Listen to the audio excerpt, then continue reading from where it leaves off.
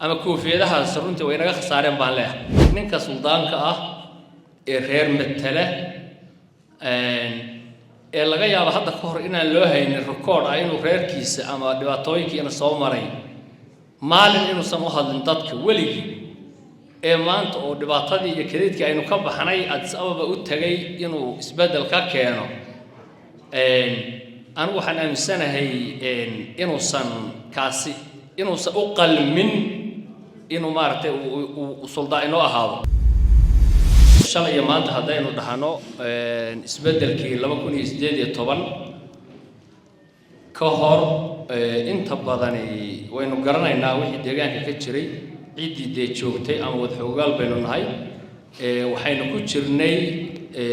oo waagaas ahayn dad mugdi baynu ku jirnay baa la dhihi karaa mugdigaasi oo dhan walba ah dhibaatadii wax walba maartay yaa kadeed ahaa xurriyad wax la yiraahdo ma jirin ma ayna jirin nolol ama ganacsi ma jirin ma ayna jirin dhibaatadii dadka haysatay ee xasuuqa lahayd xariga lahayd go'doominta lahayd waynu garanaynaa marka waa la fahmi karaa horta taa dhibaatada aynu ka hor soo marnay ama jirtay waxa kale oo jirtay isbedelkii kadibna dawiyadana waynu aragnaa runtii waynu ka baxnay alxamdulillah inkastoo waxyaabo fara badan oo haddana dhiman ay jiraan laakiin waxa la dhigi karaa cir iyo dhul bay isu jiraan inta markaan ka soo gudbo waxaa jirta Soomaali haddaynu nahay laba waxba iska keen khaldan ama iska keen darsan qodobka koowaad waxa weeye waxaynu wada leenahay wax aynu wada leenahay